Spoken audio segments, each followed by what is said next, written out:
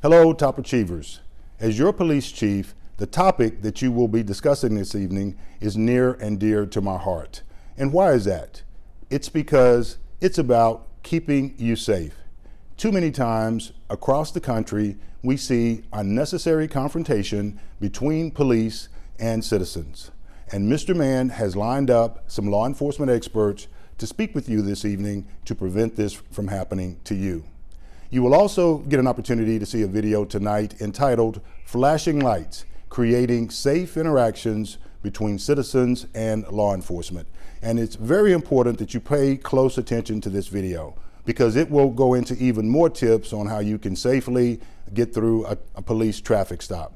Lawrence, I want to thank you for giving me this opportunity to speak to your top achievers this evening, and I regret that I can't be there in person. But again, thank you for this opportunity to speak to you via video. Executed in an excellent manner in the town of Fairview. So thank you for this opportunity. Thank you, Mr. Mann, and thank you for all the attendees. I'm looking forward to an awesome night of give and take and of sharing of information. Back to you. All right. Thank you. Mike Donahue, can you please just share with us your involvement for so many years in the Plano Police Force? Sure. Thank you, Mr. Mann. My name is Mike Donahue. I know there's a lot of people, very few that I'm saying that I know, but I've been a police officer. I grew up in Plano. My family moved to Plano in 1967. So I've grown up in Plano. In fact, Ariana, I was the first class out of Plano East, so I'm with you on that. In 1989, I tested for the police department in Plano, and they hired me in February of 1990. I've been a police instructor, just to give a little background where I'm coming from, I guess. I was a police instructor in 94, also in 94. I think that's when I started field training officers. For about 24 years, I was a field training officer. I taught in the academies as well. But when officers would get out of the academy, they would go through their 16-week academy, and then they would come to me. And usually they would ride any time from a week, depending on where they were in their training, to 6 weeks. They would be in the car with me. And I would take all the laws and teach and train, and actually in live scenarios. So as far as traffic stops and just police contacts in general, I've made thousands and thousands of traffic contacts. And as far as arrests, actual confrontational situations out of that, I think when I retired this last July, as far as actual contacts, arrest situations, it was right at 2,800 arrests of mine. So yeah, there's a lot of, I guess I give you that so that if I can be of a source, I'd love to answer any questions. I see the situations today going on in the news, and I'll tell you, nothing irritates.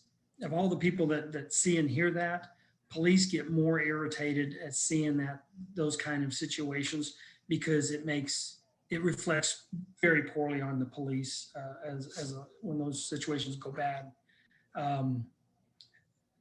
That's just one of those things that the police wish they could clean that up themselves, and a lot of them try to. That's just one of those processes that I think there's steps, but unfortunately the damage is done before there's steps that can actually intervene. I think the hard part would be trying to get those situations before they come to a head and actually develop into a bad, ugly situation. Okay, thank you. I appreciate it, Mike. That's very great information. Chief Tolliver, would you like us to show the video, that 5-minute video first before you take over, or would you like to give a little snapshot and then show the video? Snapshot of what you would like us to hear. Well, I'll tell you what, let's go ahead and do the video. Okay. Ariana? All right, give me 1 second. Oops. And while she's getting that video, there was a bill passed early this year about for students mainly and trainers, police trainings, how to properly make a traffic stop, but most importantly, how to respond to the traffic stop. All right, Ariana.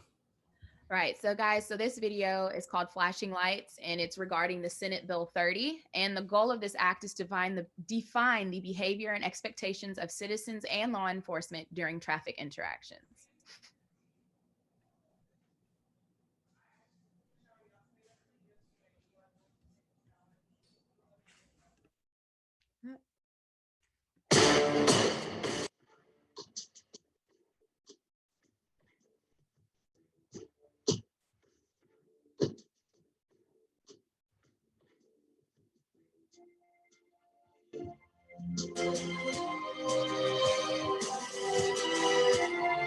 Can you guys hear?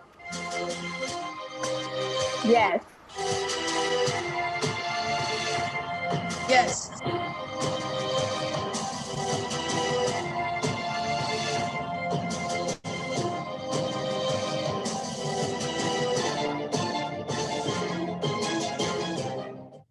Hello, I'm State Senator Royce West, and welcome to the Citizens Law Enforcement Interaction Training Program, a byproduct of the Community Safety Education Act passed during the 85th legislative session.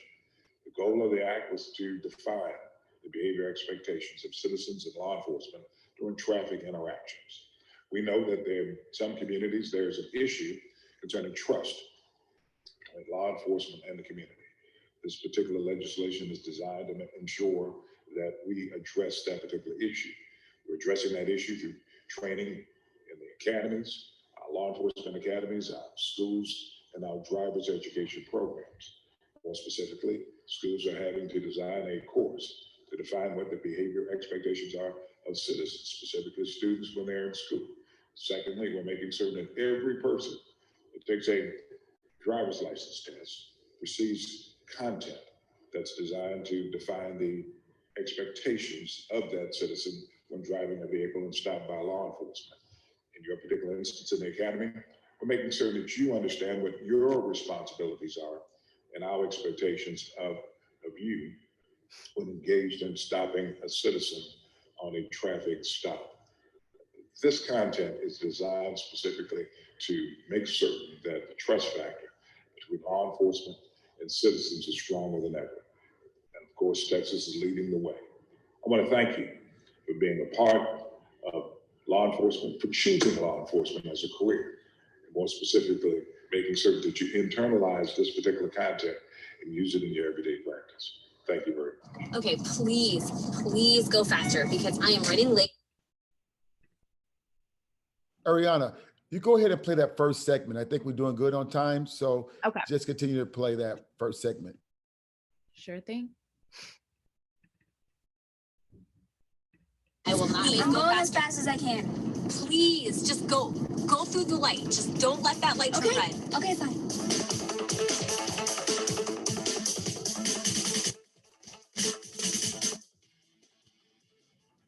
We're getting pulled over. What? Are you serious? Yes. Oh no. Obviously, if I go over the speed limit, we're gonna get pulled over.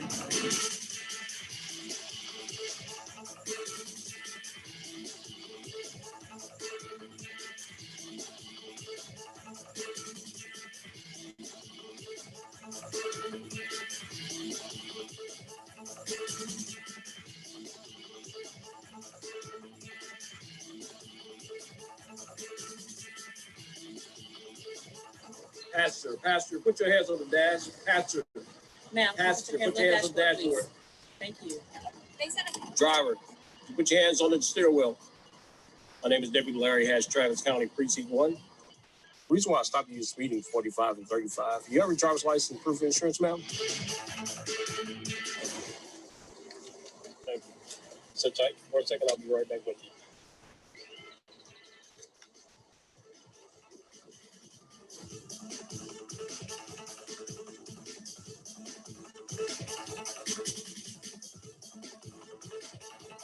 You'll be asked to sign a citation. This isn't saying that you agree. It's just saying that you're going to follow up with the court. Now, you can be issued a citation for speeding 45 and 35.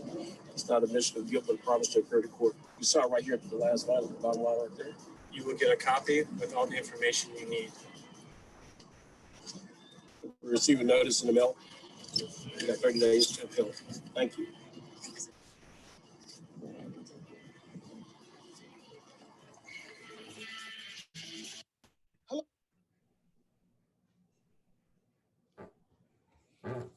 Okay, Ariana. All right, Chief Tolliver, thank you very much for being patient, but we always, should I say the best for last? Is that appropriate? No, not in this not case. appropriate. Well, thank you very much. Thank you. You can feel free to comment. Okay, so I'm Granver Tolliver, and I've started my policing career in Dallas 40 years ago this past January. I spent the first 21 years of my career in Dallas policing, and then I've been in Collin County most of that time since then. A couple of things that we talked about was I had on our agenda here was talking about the role of the police chief, and I just want to say a few things that a police chief does, and then kind of say it in a different way. So for those of you out there that wonder, well, what does the police chief do? The police chief oversees the police department. Okay, he or she is responsible for selecting police officers, for hiring them, training, assigning them tasks, for testing and evaluation, for promoting people to different ranks in the department, for creating a budget for the police department, for collaborating with the local government officials like the city council, other police agencies within the surrounding area, the district attorney's office that prosecutes the cases, and all these different types of situation. But another way of thinking about the police chief is think about the police chief as being a head of household, okay? And you're in a house and someone has to sort of maintain order. Someone has to be in charge. Someone has to hold everybody else that is within the house accountable.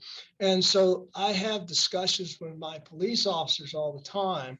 And what I simply tell them is, I don't see myself as the boss. I see myself as the head of household. And our department is that house.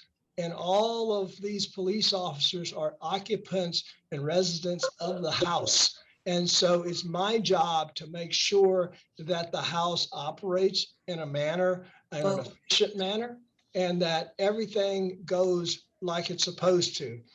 Because the buck stops with me, I'm going to be the one held accountable for any and everything that each person in the household does. Just like within your family structure, as a police chief, I'm that head of household. Those are the kind of terms that we look at. And what is our mission in the police department? Well, we have one very clear, unequivocally clear mission, and that's the preservation of life. That's our first and foremost mission, hands down, whether that's the lives of victims, of suspects, of witnesses, of bystanders, and cops. Our mission is the preservation of life. Everything else that comes along is secondary to that, okay? That's number one. But I think what happens in law enforcement is that as police chiefs, as a whole, we sometimes tend to lose focus on our role in being that head of household. And what do I mean by that? What I mean is not very many police chiefs actually hire their police officers. Most police chiefs delegate that responsibility to somebody else, and they simply sign off on people that someone says, okay, here's who we want to hire. And the police chief says, oh, it is? And yes. So all of a sudden they become police officers. And I think what we have to do as police chiefs is get back to having more of a hands-on in the hiring process, so that we know what it is that we're getting, what it is that we're letting within our household. Okay. And so as we look at the videos and things like this about traffic stops, I'll be pleased to answer any other questions. But from a police chief role, that's the way I see my role. Okay. And in Fairview, we have a police motto or philosophy of policing. And so much so that we place it on our police cars, and that is policing with empathy. Now, that may sound simple or whatever, but not only do we have it on our vehicles, but it is something that we practice. It's something that we talk about all the time. How to treat people. See, cops aren't generally taught how to think. Cops are taught how to do. They're taught how to make a traffic stop. They're taught how to write a report. They're taught how to handcuff somebody. They're taught this, they're taught that, but they're not taught how to think. And we don't spend enough time talking about basic human interaction and basic things about how to treat people, how we place ourselves in the life and circumstances of other people. And that's what we need to focus on to get better in some of the problems that we're having today with our police citizen interactions. Ariana, I'll let you go ahead with your video. Then I'll be pleased to take any questions that anybody might have from me. Okay, and Ariana, I'll go ahead and just start and lay the foundation. We want this to be a dialogue between the students on this call and the parents and our exquisite guests. Okay, so don't hold back. Ariana has already a list of questions from students across Plano ISD to ask. So we want this to be an interactive workshop. So Ariana, with that being said, take it from here. Yes. So I just want to open up this Q&A with a question, and I want to ask this to one of the students participating. And one of these questions was, I want your answer, and then we'll have one of the gentlemen on the panel follow up with their answer, okay? So the first question is, what happens if I forget my driver's license? Would I be arrested? So does the student want to respond to that? Yes. Could you say your name before you answer, please? Yes, ma'am. I am Ava. I am a student at Plano West. I'm a senior. Okay. And the question was, will you be arrested without having your driver's license when you're stopped at a traffic violation? And my answer is no. Personally, dealing with students who've gone to teen court and they didn't have their driver's license, but instead a permit, they weren't arrested on the spot for not having their driver's license. So thank you, Ava. All right, does one of our gentlemen on the panel want to further elaborate on the law behind carrying your driver's license, and what will happen if you are pulled over at a traffic stop without identification?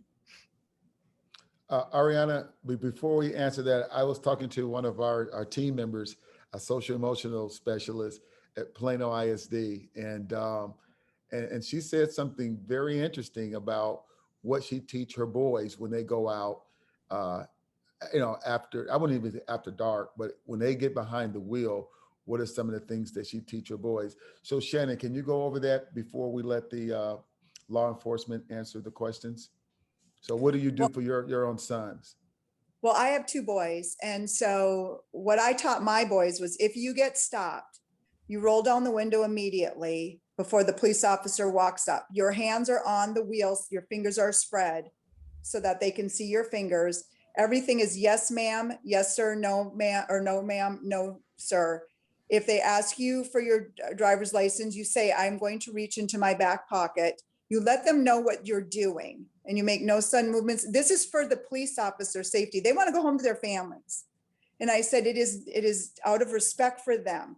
And then we carry everything in our glove box in regards to the registration and insurance. So I have taught them that you reach in with your fingers like this, and I put their registrations in a stiff thing so that they can reach in like this with their fingers down. And I said, reach in like that, so that, and grab it and keep so you don't look like you're reaching for something. And it's on the top, always on the top in their glove box, so that they can reach for it safely and say, I'm going to reach into the glove box. May I please get this? This is what I'm reaching for. It's going to come out. It is in a red case, and hand it to them, and then put fingers back up. And I said, and take the ticket. I will gladly pay the ticket. Take the ticket. Let the officer go home. There's no arguing. It doesn't matter. I don't care if you were right. We can argue about it in court. That person is not to be argued with.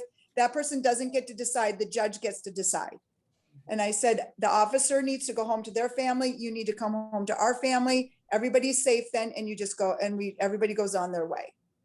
So that's what I taught them, because my car was hit by a young gentleman who had his registration in the trunk. And I said, well, I need to see your registration, your proof of insurance. And he said, well, it's in the trunk. And I said, I made him put it in the glove box. I said, honey, I'm going to just kind of be a mom right now, but he was a young Black man. He was 23 years old. And I said, honey, they're not going to let you go to the trunk. You've got to have that in your glove box. And I talked to him about the reasons why. And that's for anybody. That's for me or anybody. And so that's what I have taught my boys. Thank you. Officer Donahoe, would you like to maybe elaborate on that? Yeah, that's very good. That's very good information to give your sons, especially a young driver, if and when they are stopped. As far as the reaching in the glove box, that's great. Tell the officer, because ultimately it's basic human behavior. Nobody likes surprises. Every time that officer walks up to any car, whether it's at night, most of the time during the daytime, he doesn't know what's sitting behind that wheel till he gets close enough to see. Whether oftentimes is there 1 or 2 or 4 people. So he doesn't like those surprises. If it's at night, he'll have his flashlight, and if you have your hands on the steering wheel, that's great. I like that, because I can see that. Officers are taught hands are what can hurt you. So you put your flashlight on those hands and you watch sudden movements and things like that. But if someone says, hey, I don't have my driver's license on me or my insurance, it's in the glove box. So he's probably going to put his flashlight in that glove box. From experience, I've had knives and guns and stuff come out of glove boxes. If he says, yeah, go ahead and get it, he'll have his flashlight in there. There's a reasonableness standard. You get your driver's license or insurance out, whatever he's asked for, and you hand it to him. It's really not there's no need. Arguing only just raises the tension on both sides, really. And you never really want to, that's probably the last thing you want to do is make the officer nervous. That's never a good thing. And the officer's not looking to make any more tension than need be. Officers get it. It's a tense situation. It's a traffic stop, especially a young person. It's maybe their first contact with the police ever. And so hopefully this can alleviate some of that. You get your driver's license. If you don't have it, that's fine. You say, I do have mine, and he'll ask you, what's your name and your date of birth. That's usually the 2 things you give him. You give him the exact name that's on your driver's license. Like for me, what's on my driver's license is Michael Donahue. I go by Mike. If you typed in Mike Donahue, he doesn't exist, but Michael Donahue does. And when it does, he's going to go back to his car. He'll pull it up and he'll have a picture of you as well and your driver's license. Okay. If he says, and he'll return to you and say, okay, I found your driver's license. Everything's cool as far as that goes. Whether he issues the ticket for whatever the traffic stop was, we'll say speeding or whatever. That's a different issue. But as far as the contact, he'll come back and he'll say, hey, there is or is not a ticket. And then you're signing, if you want at a later time, we can actually discuss what that ticket actually is and why the need to sign it and all that other stuff. if that comes up. That's a good thing that most young people don't understand. Most adults don't understand that as well. But ultimately, nobody likes those surprises, and so that's good advice what you gave what you gave your son. Thank you. Thank you. So does anyone in one of the students watching, do any of you guys have a question that you would like to ask Officer Donahue?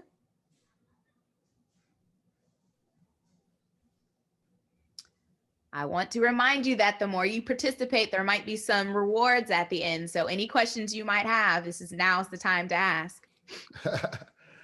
Well, Ava already got a reward because she was one of the first questions. Already wrote her name down. Yeah, I wrote her name down. So we're looking to see who's interactive. We have some gift cards to give out today. I'll start off another question just to break the ice, I just want to say, like, as a sophomore in high school, I participated in the mayor's internship, and I also, I was partnered up with the municipal courtroom, so I had a chance to go see the fire department and police department and all aspects of Plano, the city, and I had to sit in with some of the Plano's officers. So it was really life-changing to see how it works and seeing body cameras and the interactions between the citizens and the police officers. So with that experience, I want to say with my question, I understand the video that we're supposed to watch is how a citizen is supposed to act under normal circumstances. However, there are some circumstances that aren't normal. Let's say, for example, a teenager is intoxicated with drugs or whatever, or let's say the officer is combative or really shy and nervous. Then how are you supposed to ensure that the officer will remain professional and efficient while doing his job if he's under abnormal circumstances with the student? Great question. Chief Tolliver. So I guess there's 3 words that we ought to use as a base plate for any interaction with police, and that is you can only control the things you can control, right? And the officer controls the things the officer control. But this is one of the things that you as a driver can control. Stay calm, communicate, and cooperate. Just remember those 3 things. Stay calm, communicate, cooperate. So 1, don't you overreact. If the officer overreacts, don't allow that officer to bring you to overreaction, okay? Remember, you control the things you can control, and that's you. If the officer comes up and the officer is way up here, you can calmly ask that officer, "Officer, are you okay?" I mean, that's a question that all of a sudden is like, wait a minute. Well, I asked because it seems like you're a little hyped up, and I mean, I don't want to. I'm non-confrontational. I know you stopped me for a reason, but I'd like to know what it is, and blah blah blah blah. If you stay calm, it's hard for that officer to stay up here. That's the way we're trained when we go and we interact with disturbances and things like this. When people are upset, we don't help quell and calm that situation by going up here. We help quell it by staying down here and bringing that person back down to us. And so you as a driver, even as a young driver, you can do that too. It might throw the officer off a little bit, but it might change the whole structure of that stop, ask him a question or say something, whatever, An officer doesn't know what they're walking up on, but he's going to find out once he gets there, right? And so over the years, if you're a young officer, you may be nervous.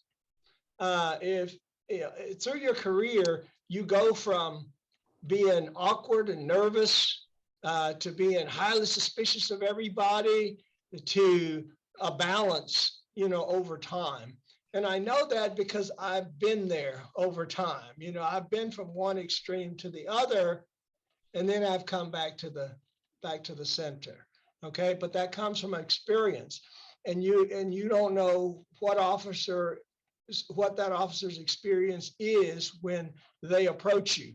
And so just like that officer don't know what your experiences are, whether or not you've been handled before, whether or not you've committed crimes before, whether you've just committed one and the officer don't know it, but you think the officer does, so there's all kinds of different dynamics going on here. But if you stay calm, you communicate with the officer and you cooperate with the officer, more times than not, things are going to work out the way they should. Okay. Doesn't mean you won't get a ticket, doesn't mean whatever, but you will probably keep that situation from escalating out of hand. Now, when you're talking about drugs and things like that, it doesn't matter what the situation is. The officer is supposed to be the professional. Okay, supposed to be. I know that we don't always act that way, and that's problematic. It really is. But for the most part, most officers will be professional and will either be calm or will come to calm depending on how you react to however they started off. And sometimes officers realize that they started off wrong. Okay. And you'll see that over time, and you'll see that officer kind of change his or her attitude. You just got to use your common sense and your calmness to help bring that situation back to calm. You have a responsibility to do your part there too. Thank you. I have a question, Ariana. Go ahead. The floor is yours. Can you say your name, please? Yes, this is Kimmy Johnson Pratt. I am a parent. And my question is, what if you're asked to step out of your car? Okay, unless you want to, Officer Donahoe. Go ahead. Okay, so, there's several reasons why an officer might ask you to step out of your car. Now, when an officer asks you that, there is nothing wrong with you asking that officer why they want you to step out of the car. Again, communicate, right? Officer, is there a reason you want me to step out of the car? Start that dialogue. And that officer should tell you why they want you to step out of the car. And if you have a real concern with it, you need to express that concern to the officer. Let's just say if you think it's so busy on that street, if you step out, you might get hit. Maybe it's on the side of the freeway and you're afraid to step out of your car. Maybe it's at night. Ask questions. Why, officer, why do you want me to step out of the car? And if that officer has a legitimate reason for wanting you to step out of the car, then you should cooperate. Okay. And so if the officer says, I need you to step out of the car, you can either just unbuckle and step out of the car, or you can ask the question, can you tell me why you need me to step out of the car? Start that dialogue, communicate with that officer. You might end up getting that officer to change his or her mind once they know how you feel about it. Okay? Ask questions. You have a part in that stop too. Don't forget that. Officer Donahoe? Yeah, I guess if I correct me, what I'm asking, what I'm hearing in the question is, how should you respond if you're not comfortable, or that's a new territory? Why would the officer ask you to step out of the car? Is that actually the premise of the question? To make sure I understand that right. Yes, there's just so much conflict and conflicting information that's circulating. And it seems like it ramps up both the officer and drivers when they're told you don't have to do A or B or C. And then when people are pulled over, then there's this exchange where if you do ask these questions, well, why am I being pulled over? Or why do I have to get out of the car? That is taken more as questioning authority rather than obeying. And then that escalates the situation. And so I've heard that from teens and I've heard that from adults and I wanted my children to hear what's the proper way to respond and to engage. Because I tell them right now, you don't need to ask questions. You need to, whether they tell you why they stopped or not, you need to cooperate. And I too, like the other mother, Shannon, have said what posture you should take when you are pulled over or you are stopped, not necessarily in a car, but maybe if you're at the mall or something like that, what should you do? And how you should engage, because I want you to arrive home alive. And then if there's any issues, then we can take that up later. Okay. I just want to make sure I understand that, because that's a very multifaceted question from having done that many hundreds of times as far as asking people to step out of the car. So that's a very good question. Ultimately, from a legal standpoint, when an officer walks up on a car, he's doing two different things. He's investigating because, and then whatever he does do, stay in the car, get out of the car, there's a legal justification or legal reason that's got to support why he's doing one of those. And it's not wrong or inappropriate to ask. It's kind of like talking to a teacher or a parent or someone in authority, that the way you'd want your kids to. As long as you ask with respect, the officer's probably going to be more than happy to explain why. Why would I have somebody step out of the car? If the first thing is if I'm smelling, I think the last question was if the teenager had been drinking or they're drunk or drugs or something like that. If the officer smells something, this is the legal part of it, that's considered in his presence or view, which means he has the authority to do it, to control that and get people out. How he does it goes back to his professionalism and training. So he could ask them, hey, can you step out of the car? We'll step to the side of the road. That's going to be the officer making sure that it's safe to do so regarding traffic. And every time I would have him step out of the car and immediately get off to the sidewalk or somewhere where it's not a safety hazard, so we can continue to talk. And this is all hypothetical, if there's a reason for it. So let's just say I'm asked as the officer, why are you asking me to get out of the car? Well, I tell you, I'm smelling alcohol from coming out of the car, beer, wine, whatever it may be. And so I want to, as an investigative standpoint, is this coming from the person or somewhere else in the car? Like if it's spilled or just an open container.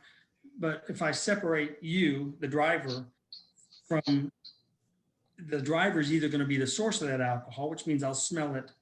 I'll continue to smell it as we talk on the sidewalk, or it was spilled in the floorboard for whatever reason. I don't know. The source is in the car. When the driver gets out, the source is in the car. If it's drugs and I smell the whatever drugs, well, you'll never search a car as an officer with people still in it. So that might be why. Other times, and I'm trying to give as many hypotheticals as I can regarding teenagers and your kids, if there's multiple people in the car and a lot of people have that friend who's sitting next to them or in the back seat, and they're creating unnecessary tension. If I can take in the driver who's not, rather than be a part of that, I'll separate that driver by getting him out of the car. That way we can talk, take care of our business. It's more of a conversation. Hey, the reason you're stopped is your tail light's out. I may show them sometimes. See, your tail light's out, your muffler's dragging, or you're speeding. It could be anything. Now, see your driver's license. We'll talk. You may or may not get that ticket. We can take care of all of our business. And the officer's probably going to say, your friend in the seat, he doesn't need to be part of this conversation. Or I've even done this out of respect for your friends. I'm not going to let, maybe a ticket or two, whatever it might be. I'm not going to sit here and do this. Usually I would do this with like a date situation. I'm not going to do this in front of the date. You can tell your date whatever you want to tell them. But as far as the traffic ticket, here it is or here it isn't. be careful, you'll sign and then return to the car, make sure you get to your car okay, and then the driver would take off. Does that answer the question? Yes, it does. But I know my kids are like, yeah, that's not what we see on TV though. But you He's know, a good guy. but They're like, he's a good guy. He does the right thing. What do we do when it's like on TV and it's somebody who's scary and, we're scared? Do we record it with our phones? What do we do? well, one of the things about that is you have to understand that when you see these cop shows on TV, there is a lot of performing for the camera. Okay.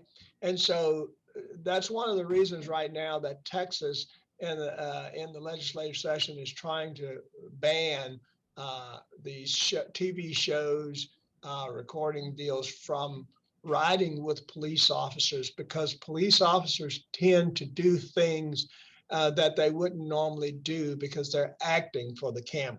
Okay. More than not, a police officer does not want you out of that car. The safest place is generally in the car. On a traffic stop, you staying in the car is generally the safest place, because now I've detained you, right? I have a certain responsibility for you because I've stopped you there.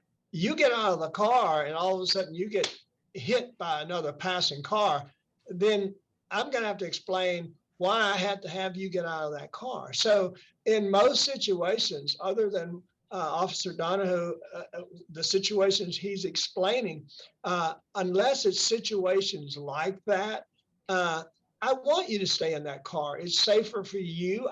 And you're more contained in that car.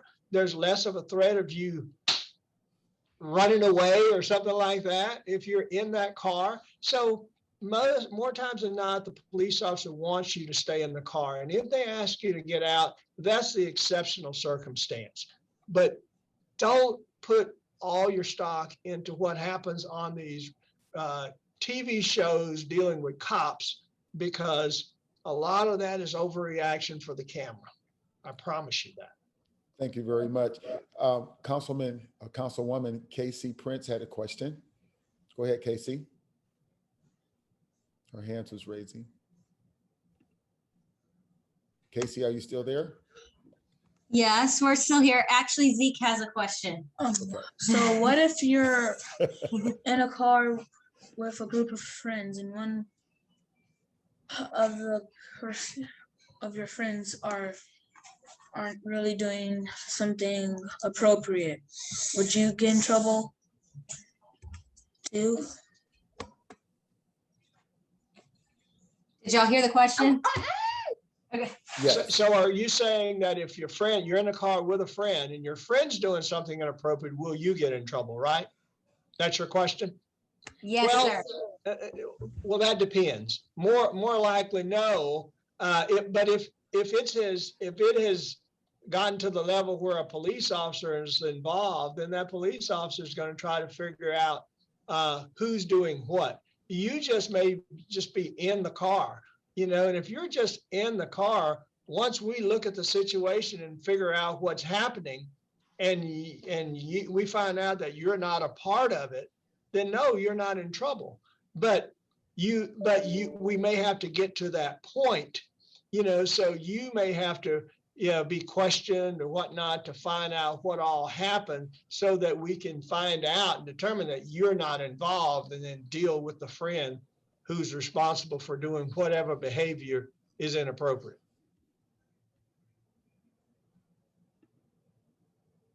But if you're with a group of friends who's doing stuff that's inappropriate, you have them pull over at a gas station or 7-Eleven and go in and get some pop, and you call your mom and you say, you know what, I need you to come get me, or I'm going to have my friends drop me off because I'm going to pretend I'm not feeling good or something like that, because you don't want to be with those friends. So you've got to think of a way to get out of that situation.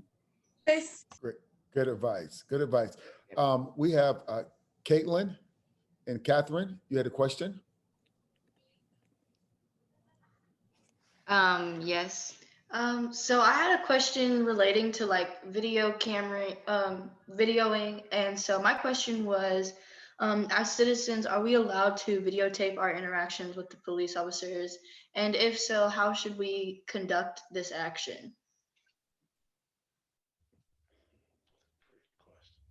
I can go ahead and address that. As far as if you're in the car, either as a driver or a passenger, and you want to video it with your phone, I guess, is that kind of what I'm hearing to make sure I'm right?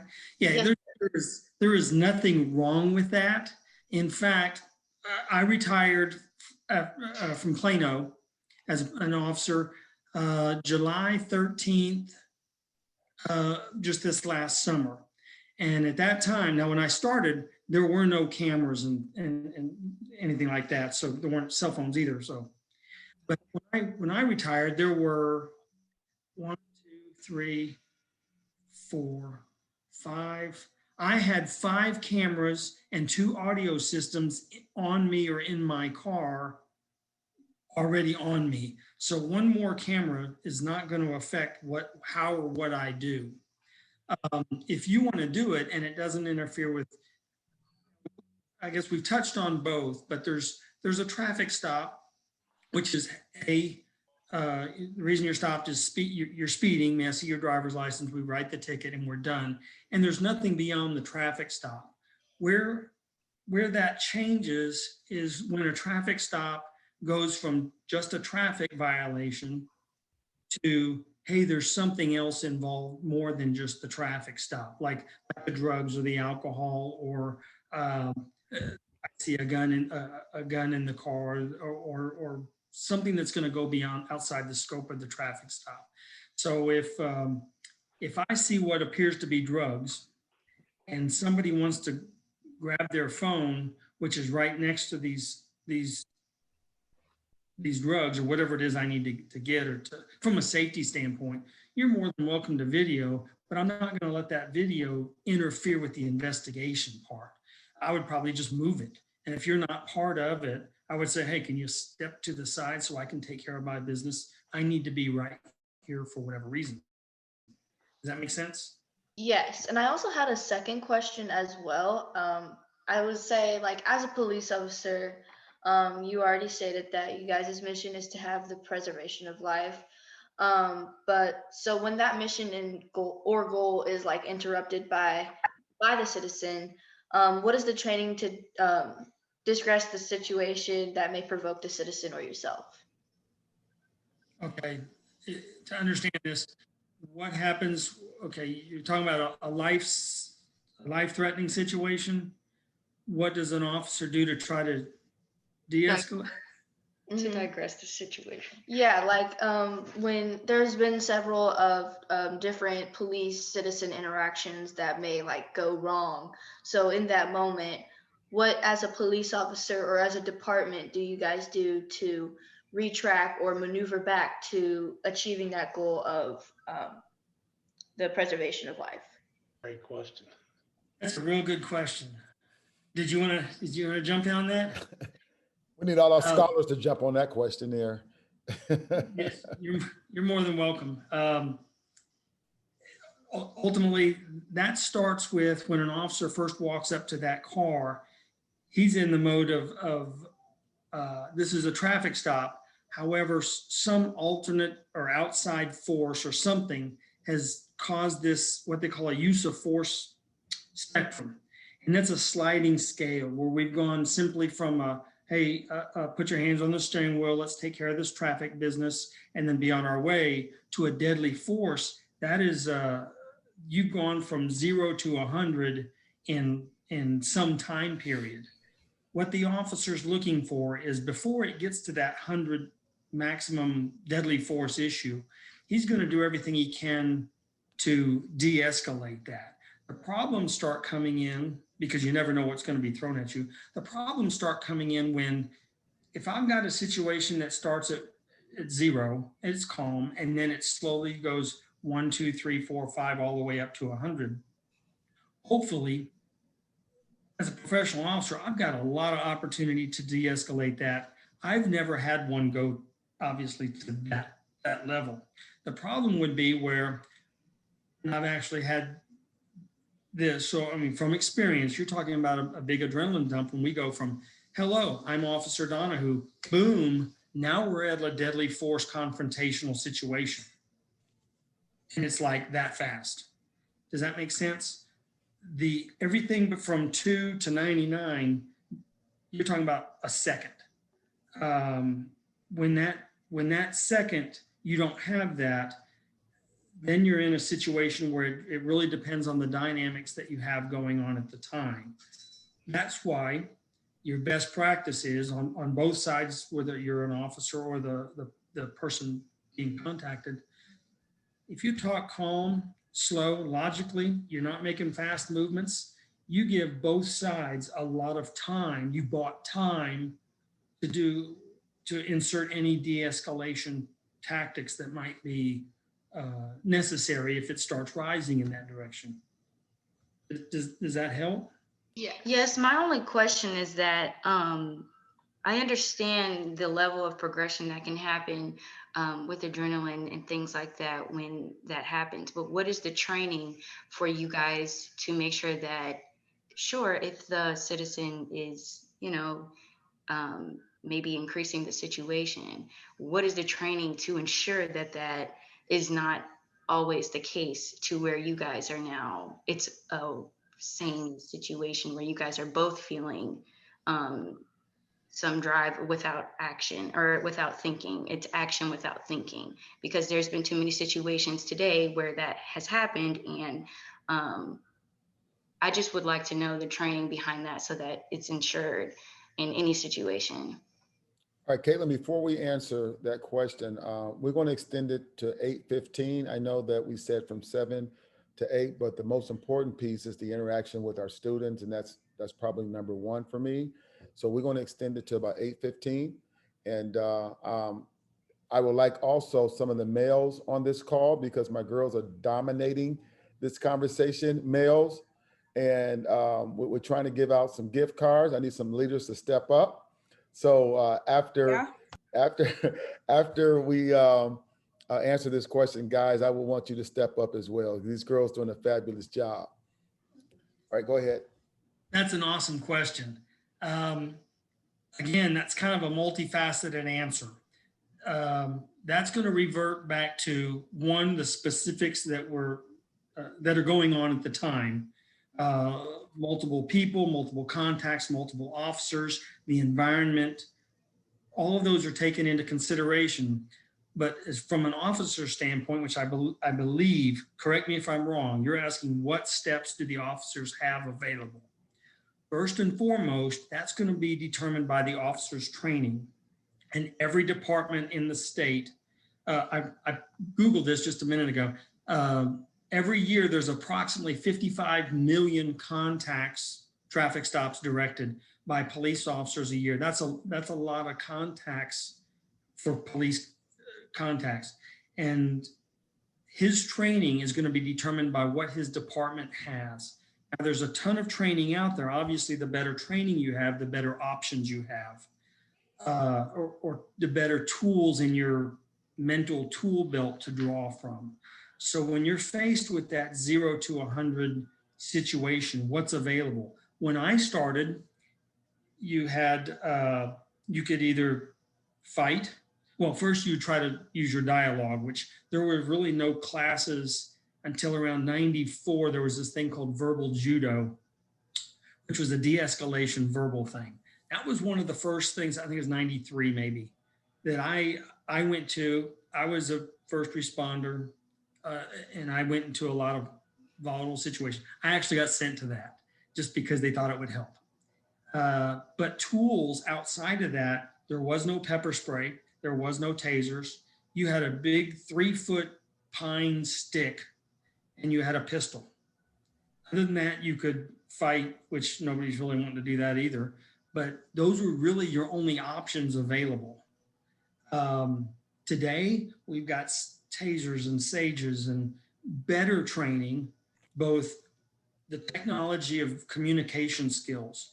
And my opinion, officers should really, that should be the number one force, is those intermediate, not going to that 100 all the way to the 100 and create as much of that intermediate dialogue, better tools, better tools. The physical tools, they're delayed. If you've only got seconds, a lot of times even a taser, the only tool an officer has that he's trained to deploy with rapid speed would be his handgun. So you try to create that time, which goes back to talking slow, remaining calm, and giving simple directions, and hopefully getting some kind of compliance before you get to that point. If that buys time to deploy the other intermediate things like spray or other less lethal type tools, that's always the option. But ultimately, it's going to be based on the training that the officer has, which is determined by the training available through that department.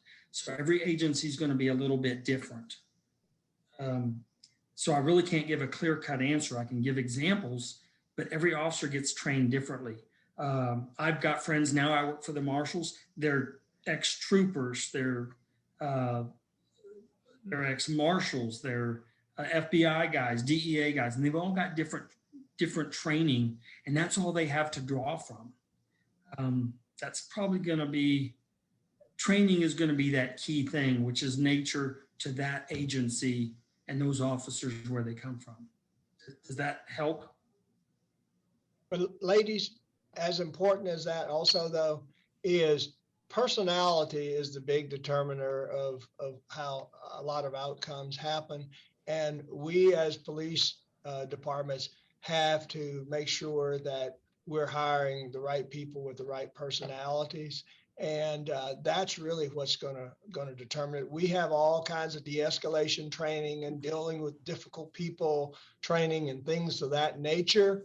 But individuals, everybody has their own personality, right? And we have to make sure that going forward, we're starting to think more about human relation and human interaction training that we put on the back burner maybe years ago, and we put more things into tactics. Now we're using our mouths more, and we're encouraging officers to think. Remember when at the beginning I said we taught officers to do, we didn't teach officers to think? Well, that's a mistake. And we're focusing more now on teaching people to try and think about how to treat people, think about how to bring the tension down and things of that nature. So that's what we're doing going forward. Somebody had a question here about, I saw pop up on the screen about those warnings go on your record, and the answer is no. And whether or not if you got a warning, did the other officers see it more times than not? No. So yeah. Okay. Okay. I'm sorry, Ariana. Is it Sojourner Johnson? How do you pronounce your name? Journey. Okay, Journey. Is that a Z with a silent Z? Okay. Journey's had her hand up. She had her hand up for about at least 10 minutes, right? We got to give this sister an opportunity to answer a question. Then Ariana, take it from there. Okay. Journey. And my question is, in some states, it's illegal to have marijuana in your car. When is it? Did you ask if it's legal to have marijuana in your car? I couldn't hear. Yes, she said, it's illegal. It's legal in some states to have that you can use marijuana. And clarification, we do not smoke marijuana in my home or have medical marijuana at all. My kids don't do drugs. So she's also 11 years old. Just wanted to put that out there. But she wants to know, when is it illegal to have, and what drugs are considered illegal? I think that's her question. Is that the question, Journey? Shake your head. Yes. So Journey, in Texas does not, you as a citizen, you can't just have marijuana in your car in Texas. Marijuana is still one of those controlled substances. I know it's legal. It's been recreational marijuana has been made legal in a number of states across the United States. But it's not that way in Texas. It's still against the law in Texas. You can still be arrested if you're caught with marijuana in your car in Texas. Does that answer your question? Yes, thank Okay. you. All right, Ariana, your mic. Can you hear me now? We can hear you now. All right, guys. So I'm seeing a lot of great questions here in the chat. So I do want to give you guys a second to ask any last minute questions that you have. This was a great panel. Thank you guys for your engagement and your participation. Unfortunately, we are out of time, but what I will do is I will take all the questions that you guys leave in this chat. I will reach out and send these questions to the law enforcement and get answers for you and send you an email to all of the questions that you have. That way we can get these answers to you. Y'all are asking some great questions and I really do like the engagement. So I'll give you about 2-3 minutes to ask any last minute questions in the chat, and then I'll let Mr. Mann have the floor and close it out. Hey, Ariana, and the only way we'll get back to them via email if they have to fill out their registration. I put the link on to the chat. You have to fill the registration out. Therefore, we'll take the email information and send you all the answers. So thank you. Hey, Any Mr. other questions? There's someone with an iPhone that had their hand raised up, but no name under the iPhone. So I don't know who that person is. Yes, I saw them in the chat as well. iPhone, do you want to have the floor and ask your question? Yes, I would. Could you give us your name, please? My name is Giovanni Malone. Giovanni, okay. And I was wondering, when you don't feel comfortable with something, what things can you say you don't feel comfortable with to a police officer? I know we can say, oh, I don't feel comfortable with standing outside, but is there anything else you can say you would want to do, like say having your vehicle searched or anything like that? Well, can you hear me? If a police officer has probable cause to search your vehicle, then you don't have a say in whether or not the police officer searches it. If I ask you if it's okay to search your car, that probably means that I don't have probable cause. And if I ask you, you have the option of saying no. But if I ask you to step out of the car because I'm going to search your car because I have probable cause to do so, then you don't have a choice in that, whether you're comfortable with it or not.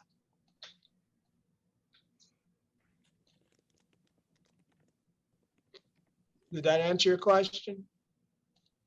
Yes. All right, do we have a male? Do we have a male that, a young male that will pose a question for one of our raffle prizes? I'll ask a question.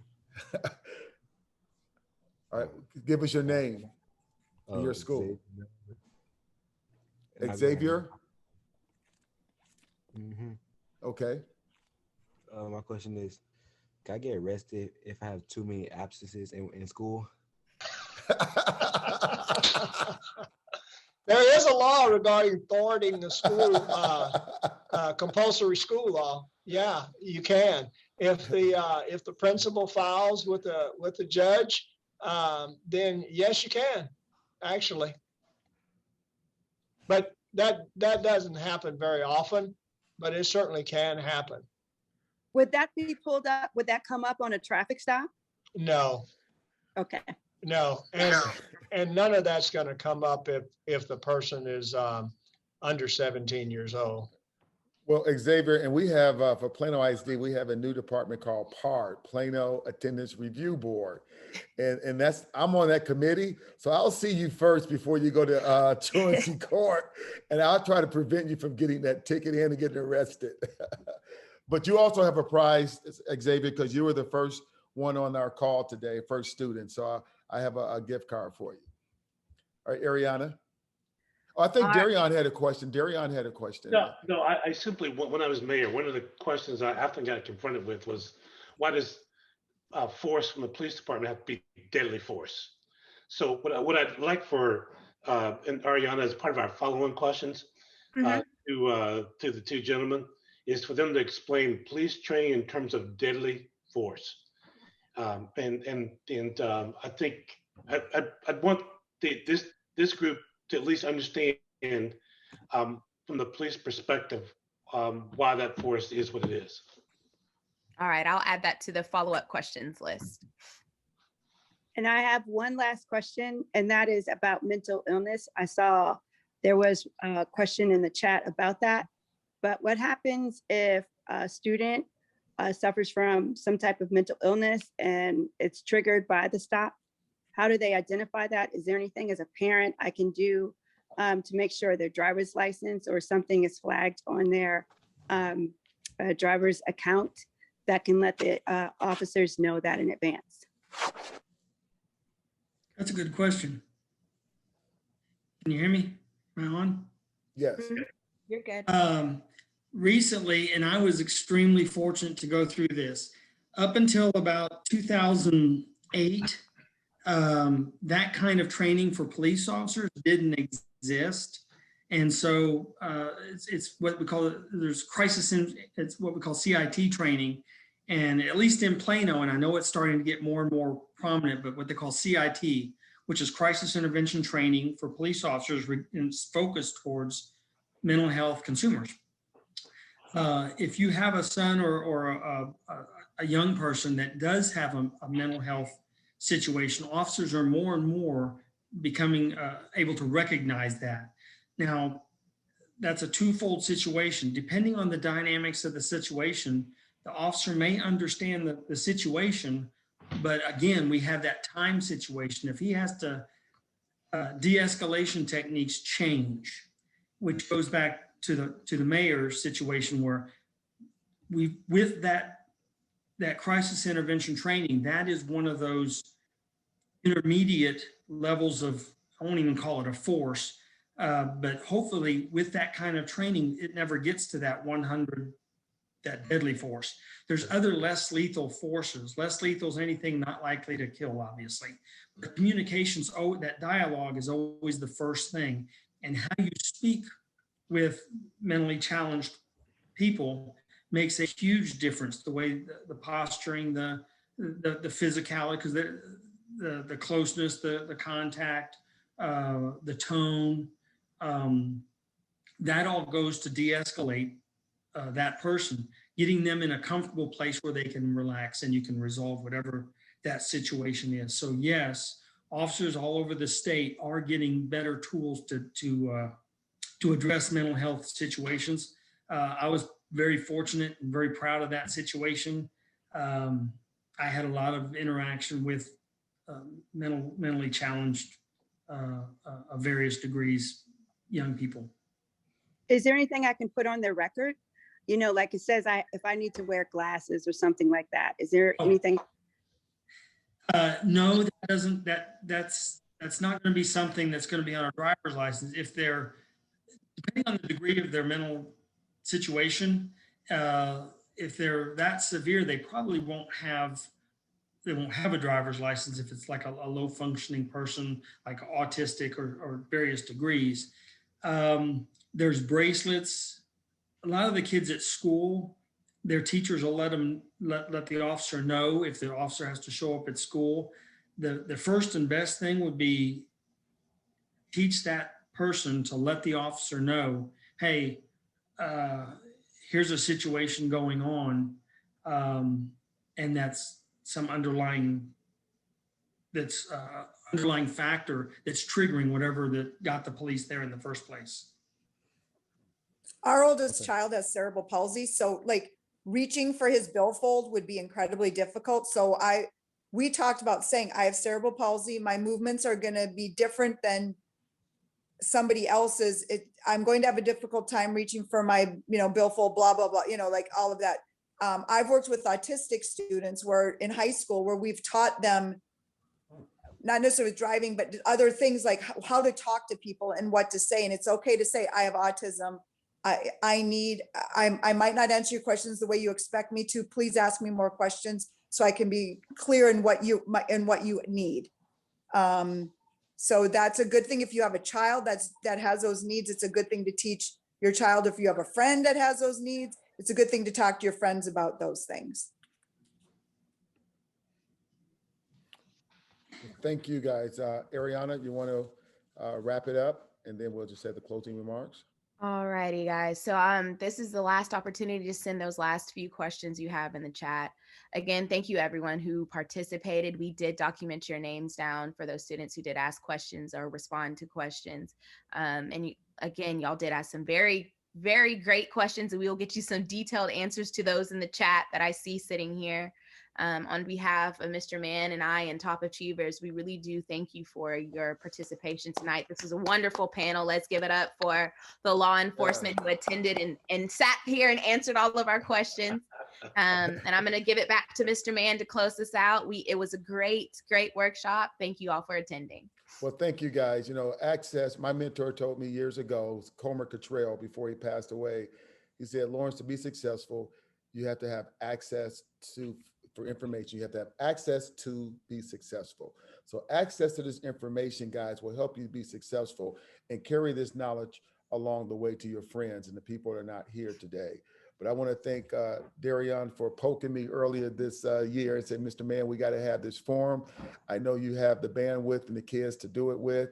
And as all the guests have said today, you guys have you actually have taken your heart and given it to us through law enforcement, through your passionate voices, through your mental state. And we want to thank you for taking the time out to give and to our kids in this community to help it be a better and safe community. So with that being said, everyone in this call, we will contact you for those that won some of our gifts. We got lots of gifts to give away.